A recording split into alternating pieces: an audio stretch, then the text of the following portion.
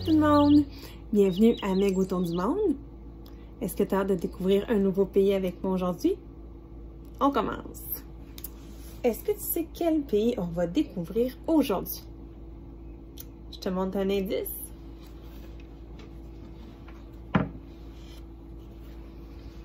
Son drapeau. Est-ce que tu reconnais ce drapeau? C'est le drapeau du Chili. Donc, on va aller visiter ensemble le beau pays du Chili, qui est situé dans quel continent? En Amérique du Sud. Regarde bien. Tu vois, tout en bas de la carte, juste ici. Donc, c'est un pays qui est situé tout au bas de l'Amérique du Sud. C'est ce qui est en vert sur la carte. Et son beau drapeau, composé d'une grande bande rouge, d'une bande blanche, ainsi que dans son coin d'un carré bleu avec une étoile à 5 pointes qui est blanche. Quelle langue on parle au Chili? On parle espagnol. On parle espagnol comme la plupart des pays d'Amérique du Sud, à part quelques exceptions, comme lorsqu'on a vu le Brésil, plus tôt dans une précédente capsule, on a vu qu'au Brésil, ça parlait portugais. Mais au Chili, ça parle espagnol, donc une des langues les plus parlées au monde. Combien d'habitants au Chili? 18 millions. Et regarde comment s'est fait le Chili. Tu vois? Une grande bande verticale, très étroite. Donc, c'est un pays fait sur le long. Et 18 millions de personnes y habitent. Regarde, on voit encore mieux sur la carte ici. Tu vois? Donc, c'est un pays qui longe toute la côte, une grande partie de la côte pacifique du côté de l'Amérique du Sud. 4300 km de long, ça en fait le pays le plus long au monde. Et le fait qu'il soit long, ça fait en sorte qu'il y a beaucoup de sortes de climats. Donc, on a les deux extrêmes. Donc, si on va en haut complètement, donc au nord de l'Amérique du Sud, on retrouve des climats très arides, secs, avec très peu de précipitations. Donc, des déserts, comme ici, des déserts qu'on va découvrir dans quelques instants. Au centre, on va découvrir ici davantage des pays, des climats qui sont tempérés, même climat méditerranéen. D'ailleurs, ils font la récolte du raisin beaucoup au Chili, donc un producteur important au niveau mondial pour faire du vin. Tes parents boivent peut-être ça, du vin. Donc, il y en a beaucoup qui se produit au Chili. Et lorsqu'on descend tout au sud, normalement, quand on dit qu'on est dans l'hémisphère nord, on dit lorsqu'on descend au sud, on va chercher de la chaleur. Lorsqu'on est dans l'hémisphère sud, c'est l'inverse. Donc, le Chili, lorsqu'on est au nord, on a de la chaleur, même des déserts. Et lorsqu'on est au sud, donc à l'extrémité complètement, on va aller découvrir des climats très froids, près de l'Antarctique, donc des climats polaires, avec des glaciers, des montagnes très hautes avec de la neige sur ses pointes. Donc, beaucoup de variétés de climats et aussi, évidemment, de paysages lorsqu'on visite le Chili.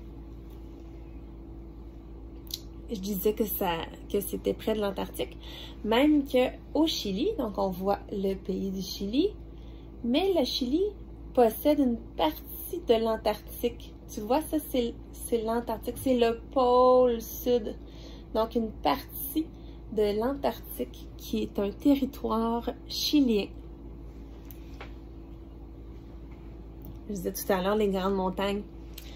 Une très grande chaîne de montagnes au monde, c'est la Cordillère des Andes. La Cordillère des Andes, c'est une grande chaîne de montagnes qu'il y a en Amérique du Sud. Donc, si tu vois ici la carte de l'Amérique du Sud, Donc, ce qui est en rouge et qui borde l'océan Pacifique, c'est la fameuse chaîne de montagnes. Je te montrais tantôt que le Chili borde une grande partie de la côte d'Amérique du Sud. Donc, sur une grande partie de son territoire, le Chili a beaucoup de montagnes. Donc, une partie de la cordillère des Andes. Tu vois les grandes montagnes? Donc, lorsque on essaie de figurer où est le Chili, on se rend compte qu'il est un peu isolé du reste des pays d'Amérique du Sud. Donc, il est isolé de l'Argentine par la bande de montagne de la cordillère des Andes et isolé de deux pays qui sont à son nord, dans le fond, ce qui se trouve à être le Pérou et la Bolivie, va être séparé par le désert qu'on a aussi vu sur les autres photos, un désert qui s'appelle le désert d'Atacama. Donc, je vais vous montrer juste après. Donc, très isolé, le Chili, par des barrières qu'on dit naturelles. Donc, voici le fameux désert d'Atacama. C'est spécial hein, de voir qu'on est dans le désert avec les cactus et qu'au-dessus de grandes montagnes avec de la neige, donc des extrêmes dans les paysages du Chili. Donc, une autre belle photo aussi de désert. On remarque qu'il y a une teinte rouge-rose, très typique de ce fameux désert d'Atacama. C'est quelque chose qu'il y a dans le sol qui donne cette teinte rosée au sol. Un autre élément rose, c'est le désert qui est le plus aride presque au monde. Aride veut dire qu'il y a très peu de pluie, très peu de précipitations. Mais lorsqu'il pleut, il y a un phénomène très particulier qui se produit. C'est que le désert se remplit d'un couvert de fleurs roses. Tu vois les belles fleurs, très fuchsia. Donc, on le surnomme le désert fleuri. Donc, lorsqu'il y a un peu de pluie, donc le très peu de pluie qu'il y a dans une année, eh bien, ça crée le phénomène de faire pousser un tapis de fleurs roses. C'est beau, hein? Un autre élément à savoir sur le Chili, c'est que le ciel du Chili est certainement le plus pur, le plus clair pour observer les étoiles, un des lieux les mieux sur la planète, parce qu'il y a très peu de pollution lumineuse. Donc la pollution lumineuse, c'est lorsque le ciel est éclairé par la lumière des villes. Donc étant très séparé du reste du continent avec la cordillère des Andes et le désert, ce qui fait que très peu de lumière vont être présentes dans le ciel, donc un ciel très noir, très clair pour observer les étoiles. D'ailleurs, c'est un des ciels, des endroits sur Terre où il y a le plus de grands télescopes pour observer l'espace. D'ailleurs, j'ai mis quelques photos ici. On voit les immenses télescopes. Il y a l'Observatoire scientifique international allemand qui est situé dans le désert d'Atacama. Et tu regardes la grosseur des télescopes. Regarde ici, c'est un camion. Donc, regarde les télescopes à côté. Donc, on y observe les étoiles et on y fait des découvertes scientifiques année après année dans cet observatoire, l'observatoire allemand, dans le désert au Chili. Regarde encore une fois les beaux paysages. On découvre dans ce fameux désert beaucoup de belles choses. Ici, il y a le Salar de Talar, qui est une lagune. Et ici, Las Piedras Rojas, où il y a aussi des lagunes, mais Las Piedras Rosas, ça veut dire pierre rouge. Donc, regarde la couleur des pierres avec des lagunes. Donc, c'est spécial de voir des lagunes à l'intérieur d'un désert. Donc, il y en a plusieurs à visiter lorsqu'on est dans ce fameux désert. Regarde la belle couleur turquoise. Donc là, ici aussi, merveilleux comme paysage à découvrir. Donc, il y a beaucoup de sel dans le sol de ce fameux désert puisqu'il a très peu de précipitations, comme je disais tout à l'heure. Donc, ça fait des paysages particuliers et aussi une expérience de baignade qui va peut-être te rappeler lorsqu'on a visité l'Ukraine. Je parlais d'un lac qui permettait de flotter parce qu'il était très salé, le lac Lémurien. Donc, les lagunes du côté du désert d'Atacama, ils ont la même capacité de faire flotter, d'avoir beaucoup de sel dans l'eau et de pouvoir en profiter sans avoir à nager beaucoup. Donc, je vais te montrer ça un petit peu plus tard. Un autre encore du rose, beaucoup de rose dans le fameux désert. Donc, il y a beaucoup de flamants roses aussi qui fréquentent ce désert. D'ailleurs, le flamant rose, il prend cette teinte rosée par son alimentation. Donc, il va fréquenter des endroits où dans les algues, dans les herbes qu'il va consommer, il y a des minéraux qui vont lui donner sa fameuse teinte rosée. Donc, beaucoup de flamants roses qui fréquentent le désert d'Atacama et ses fameuses lagunes où il va aller se nourrir et se baigner. Une autre chose à découvrir, c'est les geysers. Je ne sais pas si tu te rappelles, une autre place sur la Terre où on voit beaucoup de geysers, c'était en Islande. Donc, beaucoup de volcans en Islande, beaucoup de volcans aussi du côté du Chili. Et bon, les fameux geysers de El Tatio. Donc, on peut aller les découvrir lorsqu'on est dans le désert d'Atacama. Souvent, tôt le matin, les geysers sont causés par des rencontres entre le magma volcanique et un fleuve souterrain qui est gelé, qui va créer des explosions gigantesques de vapeur.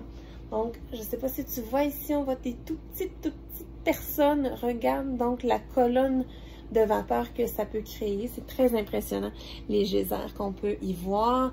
Et on peut se baigner dans des fameuses sources d'eau chaude, donc des sources d'eau qui sont chauffées par le magma, donc par le sol, un peu comme en Islande, mais dans un tout autre paysage, dans un paysage désertique.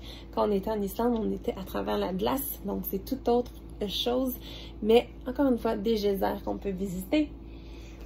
Et une autre belle chose, les lagunes cachées qu'on appelle de Baltinache. On les appelle comme ça parce qu'elles sont très isolées du monde, donc très peu fréquentées, même si elles deviennent de plus en plus populaires pour les touristes. Donc, on voit ici les deux personnes en train de lire sans bouger des bras pour flotter, tellement l'eau, elle est salée dans cette fameuse lagune cachée. Je disais tout à l'heure qu'au Chili, il y a beaucoup de volcans. Donc, regarde, le Chili fait partie de la ceinture de feu du Pacifique. Donc, c'est toute une chaîne de volcans qui entoure le Pacifique. Et c'est donc des zones de la Terre qui sont très, très actives au niveau des volcans et aussi des tremblements de terre. Donc, on voit ici une image d'un volcan qui est rentré en éruption il y a encore quelques années au Chili. Donc, il y a 2000 volcans au Chili, donc, dont presque 50 sont encore actifs aujourd'hui. On voit ici une image, la résultante d'un tremblement de terre, donc une route qui a été éventrée par les mouvements du sol. Donc, au Chili, en raison des nombreux volcans et des mouvements des plaques tectoniques, il se crée beaucoup de tremblements de terre d'une grande force. Donc, le Chili, c'est lui qui a eu les 5 des 20 plus importants tremblements de terre du dernier siècle se sont passés au Chili. Donc, un tremblement de terre les plus importants sur 4 se produisent du côté de ce fameux pays du Chili. Une autre chose intéressante, je ne sais pas si tu as déjà entendu parler de l'histoire de Robinson Crusoe. Moi, j'avais lu ce livre quand j'étais jeune. C'est un livre qui date de bien longtemps. Certainement que tes parents l'ont déjà lu, peut-être même tes grands-parents. Donc, c'est un classique de la littérature. Donc, on voit ici une image, une couverture du livre. En fait, l'histoire de Robinson Crusoe, c'est l'histoire, on suit une personne qui est naufragée sur une île déserte. Eh bien, en fait, il y a vraiment eu un Robinson Crusoe qui ne s'appelait pas Robinson Crusoe, il s'appelait Alexander Selwyn. Donc, cette fameuse personne était un marin qui a été abandonné par son capitaine en 1704, donc ça fait 300 ans. Donc, il a été abandonné sur une île déserte en marge du Chili dans l'océan Pacifique, donc une île très très loin des côtes, parce qu'il s'était chicané avec son capitaine, donc il a été abandonné. Donc, il a dû quitter le navire et a vécu seul sur cette île pendant plus de 4 ans en se débrouillant avec tout ce qu'il avait, donc très très peu de choses. Et il a inspiré le romancier qui s'appelle Daniel Defoe, qui en a fait une histoire qu'il aura surnommée l'île le Robinson Crusoe, et on peut aller visiter cette fameuse île qui maintenant est habitée par environ 600 personnes qui vont vivre surtout de la pêche de la langouste étant un crustacé un peu comme le homard. Donc ils vont pêcher la langouste, survivre de cette pêche-là et l'exporter dans les grands restaurants du monde, ce fameux crustacé très bon à déguster. Maintenant, dernière chose très très intéressante à découvrir quand on va au Chili, c'est de visiter l'île de Pâques. En fait, l'île de Pâques, ce n'est pas sur le continent de l'Amérique du Sud, ça appartient au Chili, mais c'est encore une fois une île dans le Pacifique. Et on l'appelle l'île de Pâques parce qu'elle a été découverte, encore une fois, il y a 300-400 ans, par un marin néerlandais qui l'a découvert la journée de Pâques. Donc, pourquoi elle s'appelle l'île de Pâques? Et elle est très mystérieuse, cette île. On découvre sur cette île beaucoup de grandes statues qu'on appelle les moai. Tu vois, ces têtes sculptées. On dit qu'il y en a environ 900 de ces grandes statues sur l'île de Pâques. Ce qui est très mystérieux, c'est que ces statues peuvent atteindre 9 mètres de haut et peser jusqu'à 80 tonnes. Est-ce que tu es capable de t'imaginer ce que c'est 80 tonnes? Tu te rappelles, c'est combien de tonnes un éléphant? Environ 5. Donc, une seule statue de moai peut représenter environ le poids de 15 éléphants. Donc, ce qui est mystérieux, c'est de savoir parce que là, ça a été sculpté, ces fameuses grandes statues, il y a environ 700-800 ans. Donc, le mystère, c'est de savoir comment les gens, à cette époque-là, ont sculpté des personnages et ont pu déplacer, surtout, de si lourdes statues pour les placer alignées comme ça. Donc, et une autre chose de spécial sur l'île de Pâques, c'est qu'il y a beaucoup de chevaux sauvages. Donc, on en trouve environ 6000 sur le territoire de l'île de Pâques. Donc, c'est très spécial. Donc, à peu près la même quantité de chevaux que d'habitants sur l'île de Pâques. Donc, ils se promènent en toute liberté, traversent les routes. Donc, on appelle l'île de Pâques, parfois on l'appelle l'île aux chevaux. Donc, c'est très beau de les voir se promener en liberté sur l'île. Et une dernière petite chose sur le Chili. Je te montre 4 des animaux qu'on peut découvrir dans ce pays. Le condor des Andes. Le condor des Andes, c'est le plus gros oiseau terrestre au monde. Donc, il peut avoir une envergure. L'envergure, c'est l'espace qu'on trouve entre les deux extrémités de ses ailes. Donc, une envergure pouvant aller jusqu'à 3,5 mètres de large. Donc, c'est énorme. Donc, c'est une sorte de vautour, le condor des Andes. Donc, il vit dans les montagnes de la cordillère des Andes. On a ensuite le guanaco. Le guanaco, c'est une sorte de lama, mais une sorte de lama plus sauvage, qui va vivre beaucoup en montagne et aussi un peu dans le désert, donc au Chili. Ensuite, on a le pudu. Le pudu, il est beau, hein? Le pudu, c'est le plus petit cervidé au monde. Tu sais c'est quoi les cervidés? Les cerfs, Donc, les animaux qui ont souvent des panaches, des bois qu'on appelle. Donc, c'est le plus petit cervidé qui existe sur la planète. Adulte, il peut mesurer environ 60 cm, donc à peu près haut comme ça. Et bébé, 15 cm. Donc, de tout petits cervidés, donc les pudus, qu'on peut découvrir au Chili. Et une dernière chose qu'on voit beaucoup au Chili, parce qu'il y a une grande côte qui touche l'océan et beaucoup de températures froides au bas de ce pays. Donc, on va voir plusieurs types de manchots, dont le manchot empereur, qui est la plus grande en termes de grandeur, le plus grand manchot au monde. Donc, plusieurs types de manchots qu'on peut croiser durant notre visite au Chili. Voilà. Est-ce que tu as trouvé intéressant notre visite du Chili? Prochain pays qu'on va visiter, on va complètement changer de continent. On va retourner du côté de l'Europe. On va aller visiter le Danemark. Je te dis à bientôt et abonne-toi à la chaîne Meg autour du monde. Bye bye!